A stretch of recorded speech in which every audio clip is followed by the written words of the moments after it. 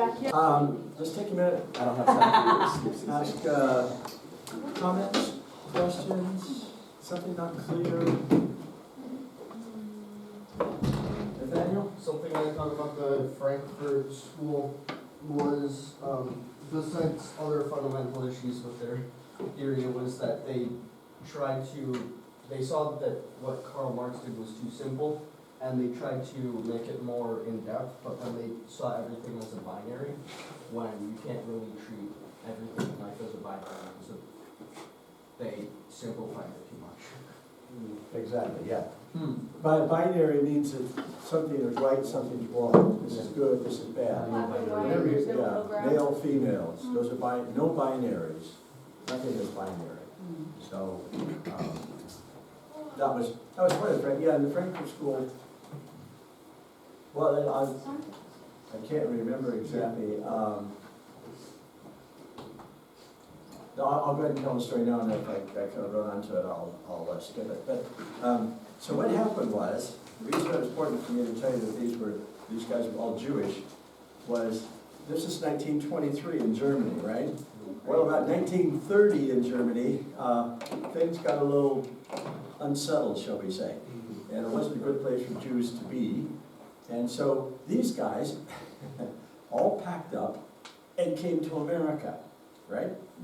So, now, those of you who are European, you understand this, but in the old days, the European intellectuals were really somber, serious people. I mean, these guys, there's no fun in life. Your life was serious, and you were very, your life was very conservative, and things were done a certain way, and you did, and they're quite very somber sort of guys. So, they moved to America. Now, and they started out in New York City, which was probably okay because New York City is very cosmopolitan and they were able to find their little niche. And then for some reason, they ended up moving to Southern California. The whole world could have been a different place. If they would have gone to like Minnesota, where there's a lot of Scandinavians, they would have probably done okay. But they ended up in Southern California. And here's these somber old German intellectuals, and they're seeing these guys driving around in their convertibles with their shirts off, their blonde hair and Muscle Beach, and all this kind of stuff. And they're looking at that and they're going, that's why they call it the deploy. They go, these people are idiots. Look at them. The capitalists are throwing them to crumbs so they can have their convertibles, they can have their beaches, they can have their movie theaters, and they're working for the capitalists. The capitalists are making all the money, and these guys are just being fed crumbs, and they're happy and stupid in their little life. And so when they came up, then they were here 14 years to the end of World War II.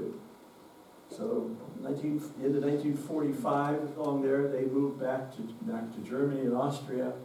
But when they went back, they were incredibly bitter about capitalism, especially, and how capitalism plays on the lives of the little peons. And all they have to do is just throw them a little bit of money and let them play and pleasure, and then not ever think about it, where the capitalists up here are pulling all the strings and making all the money. And so that plays into postmodernism in a big, let me just talk a little bit about Ludwig. Really interesting, another Jewish philosopher from Austria. At one point his father was one of the 3 richest men in Europe, through various mining and gold things that he had in Austria. And he was a really troubled soul, incredibly bright, very wealthy, but never seemed to be able to find himself. He was really troubled. Did all kinds of things. He taught elementary school for some time. Ended up at Oxford, I think it was, Cambridge, sorry, for quite a few years, where it was a philosophy of languages. And he's the one that I said, you know, when we talked about him, he was the one that said it's not what the person wrote that mattered, it was who read it. Which then means that there's infinite numbers of interpretations for everything, is that right? Okay, so that's the point of Wittgenstein. He's written a lot of other stuff, there's other bits. But just for our purposes, that's the point. Remember this, infinite interpretations for everything. Now here we go. Between 1850 and 2000, if you read the intellectual history around, say, 1880 to 2005, I'm sorry, 1905, sorry. From 1850 to 1900, there we go. The intellectual history, these guys were giddy with excitement. I mean, everybody was talking, we have got the world now, because for the first time ever in history, the three fundamental questions of philosophy have been answered. And the three fundamental questions are, any guesses? Who am I? Where did I come from? And where are we going? Right? Never been answered. Guess what? 1850 to 1900, they were answered. You had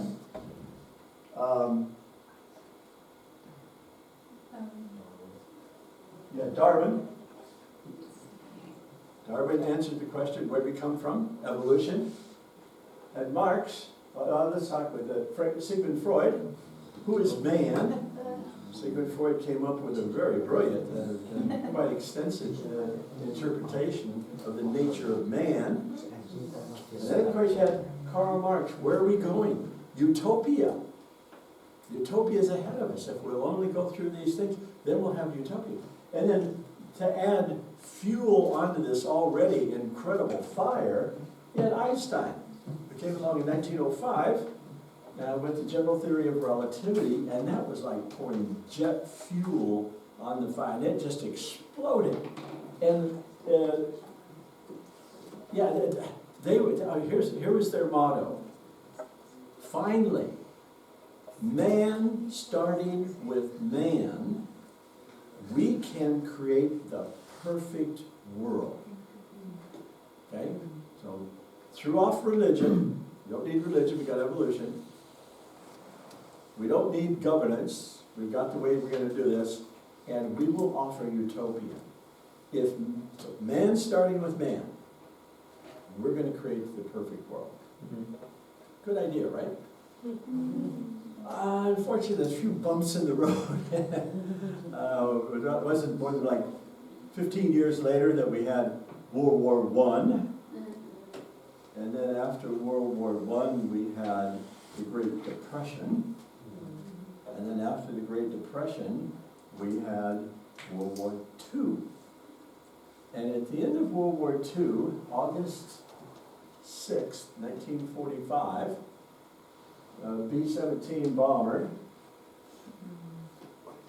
flew over Hiroshima and dropped the atomic bomb. Wow. A few days later, another B-17, or was it a B-29? B-29 flew over Hiroshima or Nagasaki and dropped the bomb. In a matter of minutes, 150 to 200,000 Japanese were vaporized, basically. Tens of thousands died later because of radiation. And finally, the conclusion was, man starting with man, we can now blow the world up 1,000 times over. And philosophy imploded on itself. It just went dark. There was nothing to say. They were so distraught and so demoralized. They finally just said, we don't have anything to say about this. We don't know what to do. Because we were so sure that finally, man starting with man, we can create the perfect world. And that's the people who took it and ran with it were the progressives. Okay? The progressives are the ones, for example, Thomas Huxley. Now, Darwin, he came up, and he had to really rush to get his book published because there were 3 or 4 other guys that also had come up with the same idea. But he rushed to get his book published first, Origin of Species, and but he wasn't held in very high esteem in the British culture as such. But a guy named Thomas Huxley was, and Huxley was known as Darwin's bulldog. So he's the one that then, he was very brilliant, he was very articulate, he was very influential, and he's the one that was basically able to push the whole idea of evolution. And so there was a number of these people who were not philosophers themselves necessarily, but they were progressive. They were going to say, hey, we want to make the world a better place. This is how we're going to do it. We're going to use Marxism, we're going to use Freudianism, we're going to use Darwin's theories, and we're going to take all that and we're going to push the world forward in a way that we're going to make it a better place. Right? And that's a great idea. Like I said, who doesn't want to do that? But the methodology they took, come to find out. Now, there's a Russian historian named Alexander Solzhenitsyn. You ever heard of Alexander Solzhenitsyn? Okay. Alexander Solzhenitsyn wrote a book called The Gulag Archipelago. And what happened was, he was an engineer by training, but he was, again, an intellectual. And he was fighting in World War II on the front lines, and just in a letter back home, he made some comment that was somewhat critical of Stalin. The people who read through all the mail found it, and he ended up spending 7 years in what's called a gulag, which was a prison camp in Siberia. And the reason it was called, this book, the Gulag Archipelago, is an archipelago is like a series of islands. And so that's what these prison camps was, a series of them all through Siberia. But when he was out, then he would spend another 3 years in internal exile. But he started writing about his life. He wrote one book called One Day in the Life of Ivan Denisovich. And it was a story of one day in the prison camp. He was a brilliant writer. And then he wrote The Gulag Archipelago, he wrote Camps Report, he's wrote a number of books. But in the Gulag, he turned out to be a brilliant historian as well. And in the Gulag, he estimates, and this is from personal research as a Russian in Russia, he estimates that somewhere between 40 and 60 million people perished unnecessarily as a result of imposing Marxist philosophy. 40 to 60 million. Good number of those were Ukrainians. The Red Famine, the Red Terror that they imposed, I don't know how many millions of Ukrainians died of starvation. Because also what he would do, he would take whole big groups of people and he would force transport them to another part of Russia. I remember I spent a fair amount of time in Kazakhstan, and it was the most bizarre place I've ever been, in the sense that you'd be sitting in a cafe on the street, and people would walk by, and you'd have people come by, blonde hair, blue eyes, and you look down, they're Kazakhs, and then walking behind them as if somebody looks actually like they came right out of Mongolia, and there was Chinese, there were Koreans, there were all. It was a most unbelievable mix of cultures, and I was wondering, how did that? Well, what Stalin did is he would take whole groups of people and just move them. No plan or anything, just get them out, because he wanted to disrupt society. And so he disrupted it by just transporting people to some place and putting them in there and saying, good luck. Most of them died. So their progressive ideas cost at least, conservatively, let's say 50 million deaths, unnecessary deaths. And you might argue and say, well, that doesn't really fair to Marx. Russia was not a good place to try that. It wasn't the right spot. Well, okay, let's fast forward. China, different culture, different background, different values. And Mao Zedong came along in the late 40s, took over China. Nobody knows how many millions and millions of Chinese died. Estimated somewhere between 60 and 80 million Chinese died unnecessarily as a result of communism and the imposition of communism in China. So one guy, Marx, who had an idea, had a philosophy. Stalin imposed it, Mao imposed it, and the consequence of it was at least 100 million people together. 100 million people died unnecessarily because of this philosophy. So this is serious stuff. Philosophy is important. There's nothing more powerful in the world than an idea. That is absolutely the most powerful thing ever. Marx just came up with an idea, a thought. Hey, this might work. But it didn't, and it didn't work horribly. And so